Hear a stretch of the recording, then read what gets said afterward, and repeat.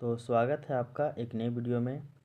आज हम लोग जीपीएससी मेंस पेपर 3 जिसमें आपका हिस्ट्री और आपका ज्योग्राफी है, इसमें ज्योग्राफी वाले सेक्शन के बारे में एक इम्पॉर्टेंट टॉपिक की चर्चा करेंगे। तो जैसा कि आपको पता है, ज्योग्राफी में टोटल 4 ग्रुप है, group A, group B, group C और ग्रुप डी। जिसमें से ग्रुप ए जो है वो आपका फिजिकल ज्योग्राफी है और ग्रुप ए में टोटल 10 यूनिट दिए हुए हैं। जिसमें से अगर हम लोग पहले यूनिट की बात करें तो वो पहला, दूसरा और तीसरा, स्टार्टिंग के पहला, दूसरा और तीसरा जो यूनिट है वो आपका जियोमॉर्फोलॉजी से संबंधित है, यानी कि भू आकृति विज्ञान से।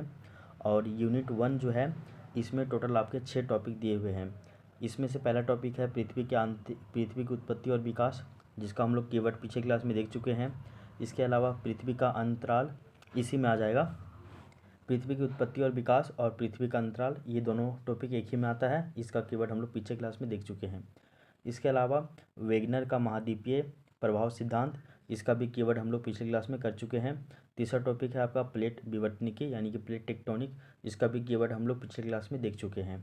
आज हम लोग नेक्स्ट जो चौथा टॉपिक है वो है ज्वालामुखी, पाँचवा है भूकंप और छठा टॉपिक है सुनामी। आप एक पॉइंट याद रखिएगा कि ज्वालामुखी, भूकंप और ये जो सुनामी वाला टॉपिक है, इससे कभी भी जीपीएससी में 40 नंबर का फुल लेंथ क्वेश्चन नहीं बनता है। इससे क्वेश्चन 20 मार्क्स का बन सकता है, बट जीपीएससी में तो आपको पता है कि यहाँ पे 40 नंबर का ही जो है वो आंसर लिखना होता है आपको। तो ऐसे में क्या है कि भूकंप और उसके बाद आपका सुनामी और ज्वालामुखी, ये जो 3 टॉपिक है, इन तीनों टॉपिक को वो एक ही अकेले नहीं पूछेगा सिंगल, इसको हमेशा प्लेट विवर्तनिकी यानी कि प्लेट टेक्टोनिक के साथ में जोड़कर ही पूछेगा। तो इस बात को आप याद रखिएगा। तो अगर हम लोग पढ़ेंगे भूकंप वाला टॉपिक, तो भूकंप को फिर हम लोग प्लेट टेक्टोनिक से जोड़ेंगे। फिर हम लोग देखेंगे ज्वालामुखी, तो ज्वालामुखी को भी प्लेट टेक्टोनिक से जोड़ेंगे। नेक्स्ट हम लोग पढ़ेंगे सुनामी, और सुनामी को भी प्लेट टेक्टोनिक से हम लोग जोड़कर पढ़ेंगे। ठीक है, तो ये हम लोग का पढ़ने का जो है वो होगा वे फॉरवर्ड जैसा है सो, है ना। तो यहाँ पे आज हम लोग ये जो आपका भूकंप वाला टॉपिक है यानी कि अर्थक्वेक, तो इस अर्थक्वेक जो टॉपिक है, इस टॉपिक का हम लोग जो है कीवर्ड देखेंगे आज की क्लास में, है ना। और इसका कीवर्ड हम लोग देखेंगे आज की क्लास में और फिर इसकी हम लोग चर्चा करते हैं। तो आइए स्टार्ट करते हैं भूकंप टॉपिक को। तो यहाँ पे हम लोग केवल कीवर्ड के बारे में जानेंगे, इसको डिटेल से आप क्लासेस में ही पढ़िएगा। तो सबसे पहले आपको पता है कि भूकंप में 4 वर्ड आपको पता होना चाहिए। पहला है आपका ट्रांसलोकेशन। ये क्या होता है? ट्रांसलोकेशन बोले तो हस्तांतरण, ट्रांसलोकेशन यानी कि हस्तांतरण। एक होता है आपका ट्रांसफॉर्मन, सॉरी, हाँ ठीक है, एक होता है आपका ट्रांसफॉर्मेशन, एक होता है आपका ट्रांसलोकेशन। तो ट्रांसलोकेशन का मतलब होता है हस्तांतरण और ट्रांसफॉर्मेशन का मतलब होता है विरूपण। ठीक है, तो ट्रांसलोकेशन यानी कि हस्तांतरण और ट्रांसफॉर्मेशन यानी कि विरूपण, इस वर्ड को आपको पता होना चाहिए। ठीक है, इसके अलावा डीफॉर्मेशन, ये भी आपका होता है विरूपण का ही अर्थ होता है। तो डीफॉर्मेशन और आपका ट्रांसफॉर्मेशन, इन दोनों का अर्थ होता है आपका विरूपण। ठीक है, और ट्रांसलोकेशन का अर्थ होता है हस्तांतरण। वहीं अगर हम लोग डिस्प्लेसमेंट की बात करें तो इसका अर्थ होता है विस्थापन। ये तो बेसिक है, ये पता होना चाहिए। तो इन चारों वर्ड के बारे में आपको पता होना चाहिए। फिर आप जो है वो भूकंप क्या होता है, भूकंप को डिफाइन कीजिएगा। ठीक है ना, भूकंप को डिफाइन कीजिएगा, भूकंप क्या है। उसके बाद आपको जो है वो सिस्मिक वेव के बारे में बतलाना होगा। किसके बारे में? तो सिस्मिक वेव के बारे में बतलाना होगा। ये रहा आपका सिस्मिक वेव। ठीक है ना, यानी कि इसको हम लोग बोलते हैं भूकंपीय तरंगे। तो ये आपको पता होना चाहिए। तो हम लोग जानते हैं, अगर हम लोग भूकंपीय तरंगों की बात करें तो एक होता है आपका पी वेव, एक होता है आपका एस वेव और एक होता है आपका एल वेव, है ना। अगर इसको हम लोग डिफाइन करें तो पी से आपका हो जाएगा प्राइमरी वेव, फिर हो जाएगा आपका सेकेंडरी वेव। ठीक है ना, इस तरह करके इसको बांटा जाता है। पहले तो आप समझ लीजिए कि जो आपका भूकंपीय तरंगे है यानी कि सिस्मिक वेव है, वो जो है वो आपका 2 तरह का होता है। एक होता है आपका बॉडी वेव्स, एक होता है आपका सरफेस वेव। बॉडी वेव को 2 भागों में बांटा जाता है। एक है आपका पी वेव यानी कि प्राथमिक तरंग, प्राइमरी वेव, और दूसरा है आपका एस वेव यानी कि सेकेंडरी तरंग, एस वेव यानी कि सेकेंडरी वेव यानी कि द्वितीयक तरंग। और जो आपका सरफेस वेव है उसी को हम लोग बोलते हैं क्या, तो उसको बोलते हैं हम लोग लॉन्ग वेव या फिर सतही तरंग कहते हैं इसी को, ठीक है ना। ये आपको पता होना चाहिए।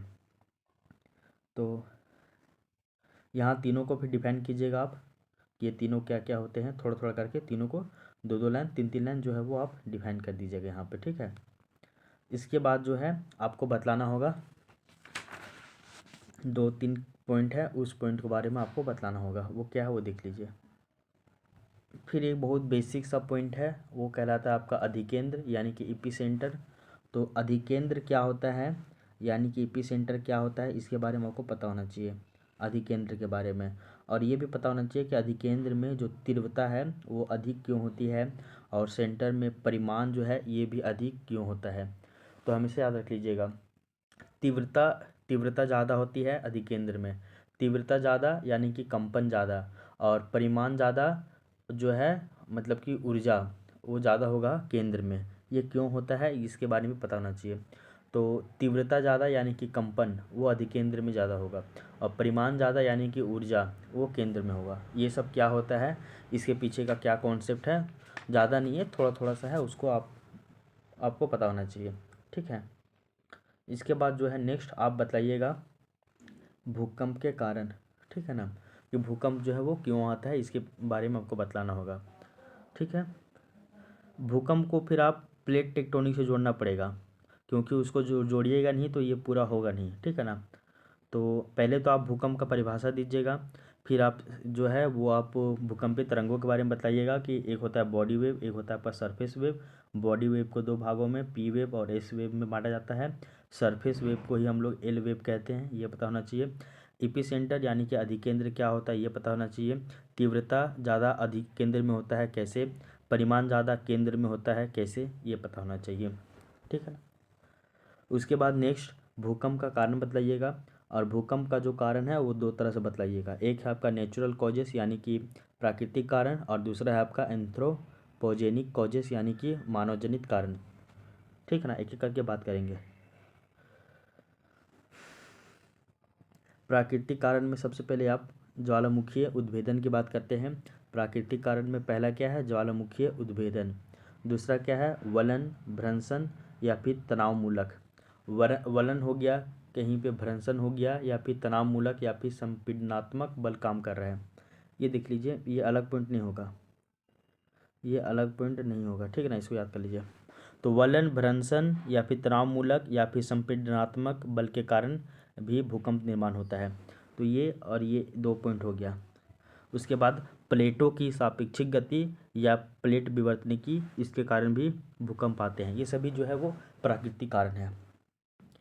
इसके अलावा ब्रह्मांडीय जो पिंड है यानी कि जो यूनिवर्सल जो पिंड है, ऑब्जेक्ट है, जैसे कि क्षुद्रग्रह, उल्का पिंड, धूमकेतु इत्यादि, ये कभी अगर पृथ्वी के साथ कभी अगर टकराते हैं तो इससे भी भूकंप आता है।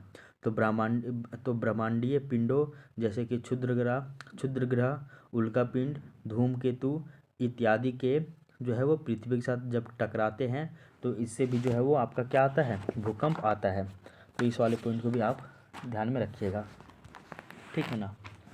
तो ये सभी जो है वो आपका प्राकृतिक कारण इसके अंतर्गत ये आएंगे। तो प्राकृतिक कारण में क्या क्या याद रख लीजिएगा, याद रखिए। पहला है ज्वालामुखीय उद्भेदन, दूसरा है वलन, भ्रंशन, तनावमूलक या फिर संपीड़नात्मक बल के कारण भूकंप आते हैं। तीसरा है प्लेटों की सापेक्षिक गति या फिर प्लेट विवर्तन के कारण, इससे भी भूकंप आता है। और चौथा जो है वो ब्रह्मांडीय पिंडों जैसे कि क्षुद्रग्रह, उल्का पिंड, धूमकेतु इत्यादि के जो है पृथ्वी के साथ जब कभी टकराते हैं इससे भी भूकंप आता है। ये सभी जो है वो आपका प्राकृतिक कारक हो गए, ठीक है। नेक्स्ट देखिए आप, वो है आपका एंथ्रोपोजेनिक कॉजेस यानी कि जो है आपका मानवीय कारण। इसमें है पहला भूस्खलन जो आपका लैंडस्लाइड होता है, भूस्खलन होता है, इसके कारण भी भूकंप आता है। दूसरा है बड़े बड़े डैम यानी कि बांध एवं जलाशयों का निर्माण करवाना। तो बड़े बड़े डैमों का निर्माण भी करवाते हैं ना, कई सारे लोग बड़े बड़े डैम बनवाते हैं, बड़े बड़े बांध बनवाते हैं, तो इनसे भी जो है वो आपका भूकंप आता है। और ये सभी पॉइंट को ना आपको डिटेल से एक एक करके बताना होगा। जैसे कि अगर आप ये क्या बोलते हैं, भूस्खलन के कारण भी भूकंप आता है, तो ये कैसे आता है इसको आपको डिटेल से बतलाना होगा। ये सभी आपको यहाँ पे बतलाना होगा, ठीक है ना। तो इसके कारण, और अगर हम लोग फिर देखिए हम लोग बड़े बड़े डैम वगैरह बनाते हैं, तो बड़े बड़े डैम वगैरह बनाने के कारण भी जो है वो भूकंप वगैरह आता है। एग्जाम्पल के लिए कोयना भूकंप 1967 में आया था, लातूर भूकंप 1993 में आया था। ये सभी भी आपको पता होना चाहिए, ठीक है ना। ऐसे में क्या होता है कि ऐसे भूकंपों की उत्पत्ति जो है वो लोडिंग और अनलोडिंग ऑफ मास के कारण होता है। द्रव्यमान कहीं ज़्यादा हो रहा है, कहीं पे कम हो रहा है, तो इस कारण से भी अंदर में आंतरिक प्लेटों में हलचल होती है, जिस कारण से आपका भूकंप वगैरह देखने को मिलता है, ठीक है ना। फिर तीसरा याद रख लीजिएगा आप कि नाभिकीय विस्फोट और जो टेस्ट हम लोग करते हैं, बीच बीच में हम लोग नाभिकीय विस्फोट करते हैं, नाभिकीय टेस्ट करते हैं, इससे भी आपका होता है।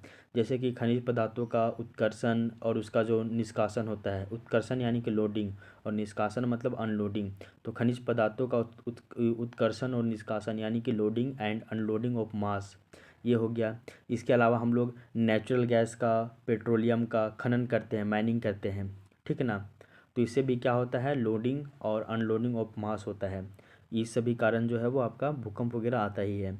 इसके अलावा आप देखते होंगे नाभिकीय विस्फोट और जो टेस्ट वगैरह, हम लोग नाभिकीय विस्फोट करते हैं ना, कहीं कहीं पे नाभिकीय टेस्ट हम लोग करते हैं न्यूक्लियर रिएक्टर से, इससे भी आपका जो है वो भूकंप वगैरह आने की चांसेस होती है, ठीक है ना। ये भी आपको पता होना चाहिए। तो इन सभी को भी आप जो है वो 5-5 लाइन में याद कर लीजिएगा, 5-5 लाइन से ज़्यादा याद मत कीजिएगा। और इसको जो है नेचुरल कारण जो है प्राकृतिक कारण, इसको कम से कम आप आधा आधा पेज में याद कर लीजिए। जैसे कि ज्वालामुखी उद्भेदन और भूकंप कैसे संबंधित है, यानी कि ज्वालामुखी जब उद्भेदन होता है तो भूकंप कैसे आते हैं, इसके बारे में एक पेज सर पढ़ाए हैं, उसको याद कर लीजिएगा। भ्रंशन यानी कि फोल्डिंग जब होता है उससे भी कैसे भूकंप आता है, मैप बनाइएगा। और ये सब मैप बना के उसके बाद आप इसके बारे में बतलाइएगा। एक पेज सर पढ़ाए हैं, कम से कम आप आधा पेज याद कर लीजिएगा, ठीक है ना।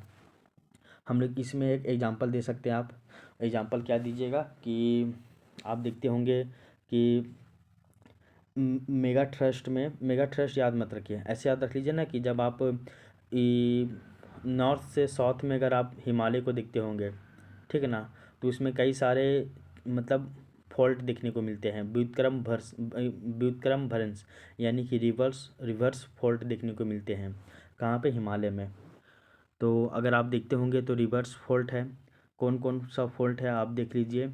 एक है आपका HFF यानी कि frontal fault, Himalayan frontal fault है HFF। फिर है आपका MBF यानी कि मेन बाउंड्री फॉल्ट है।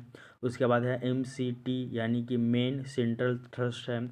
इसके अलावा है ITST यानी कि इंडो सांगपो सेचर जोन। इस तरह करके आपको वहाँ पे 4 गो जोन जो है थ्रस्ट देखने को मिलते हैं, इसको भी आप याद कर लीजिएगा। तो ये वलन और तनावमूलक या फिर इसी को हम लोग बोलते हैं संपीड़नात्मक बल के कारण भी भूकंप आता है। तो इन सभी सब एक ही है, तो इनके कारण भी भूकंप आता है, उसको भी आप बतलाइएगा। इसके अलावा प्लेटों की जो सापेक्षिक गति होती है, इसके कारण भी भूकंप आता है।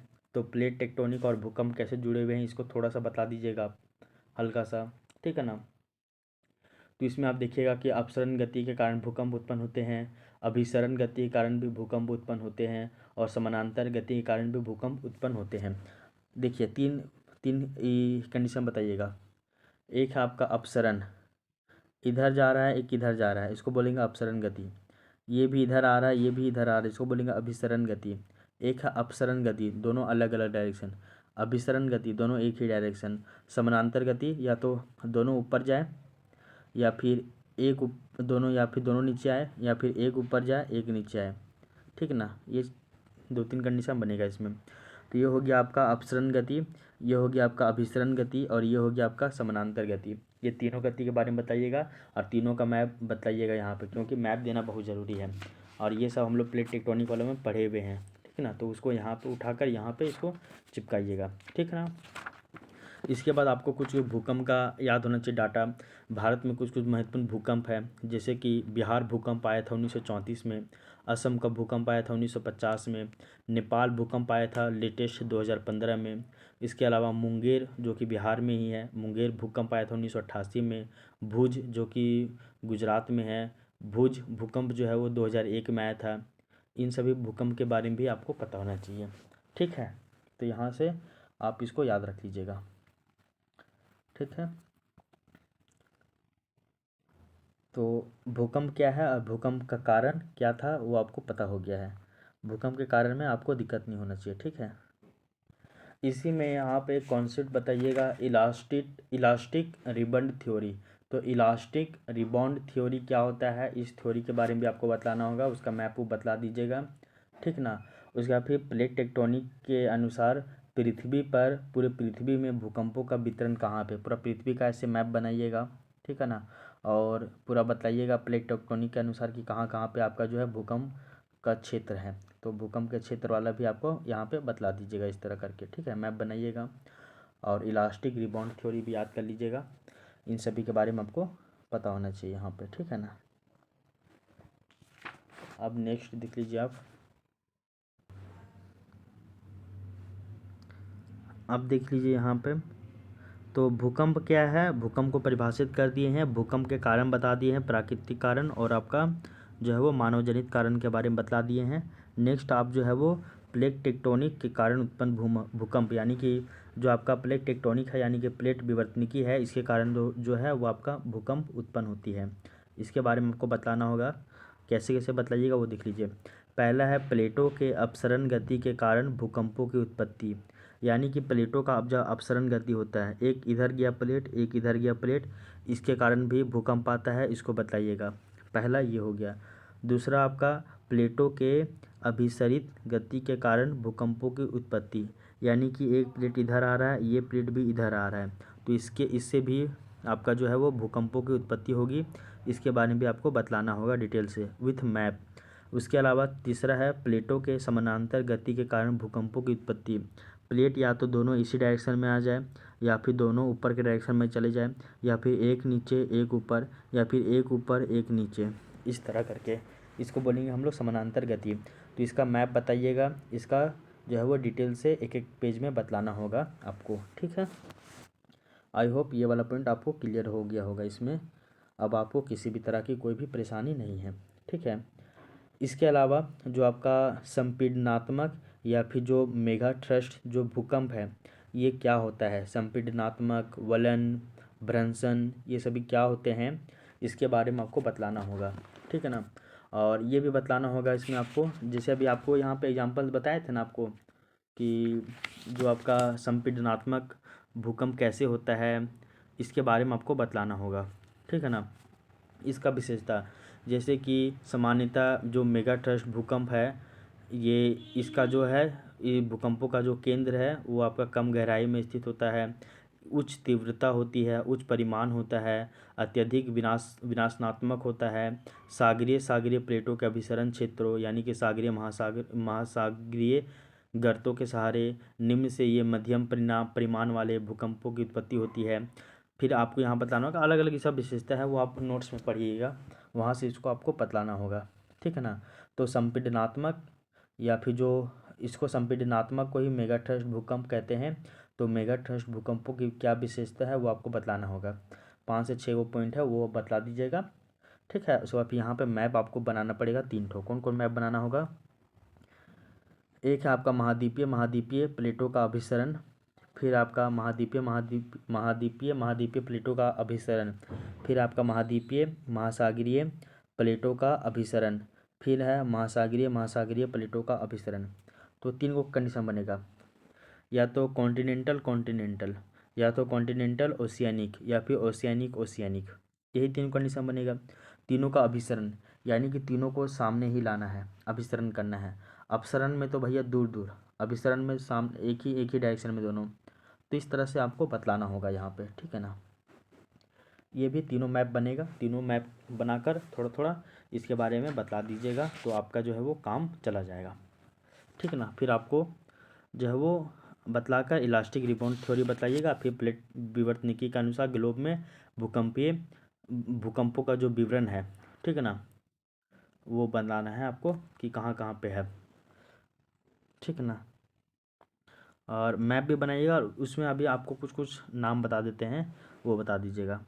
यहाँ पे आपका इलास्टिक जो रिबाउंड थ्योरी है ये बताइएगा डिटेल से। इसके अलावा ये जो पॉइंट है ये बहुत इंपॉर्टेंट है कि देख लीजिए, प्लेट टेक्टोनिक के अनुसार ग्लोब में यानी कि पूरे पृथ्वी पर भूकंपों का वितरण कहाँ कहाँ पे है। तो ये बेसिकली 4-5 एरिया में ज़्यादा है। एक आपका परिप्रशांत क्षेत्र में है, ठीक है। परिप्रशांत क्षेत्र में यहाँ पे कुछ कुछ भूकंप का नाम याद कर लीजिएगा। चिली भूकंप, ठीक है ना, याद रख लीजिएगा। ये आपका 1960 में आया था। उसके बाद चिली भूकंप का अगर हम लोग तीव्रता देखेंगे ना तो ये 9.3 था, इतना विनाशकारी। फिर यहीं पे देख लेंगे आप अलास्का भूकंप 1964 में आया। मनीला जो कि फिलीपींस में है वहाँ पे भूकंप आया 1968 में। फोकोशिमा जापान भूकंप आया था 2011 में। ये सभी जो है आपका परिप्रशांत क्षेत्र में आया था, इसके बारे में याद रख लीजिएगा। दूसरा है आपका मध्य सागरीय कटक क्षेत्र।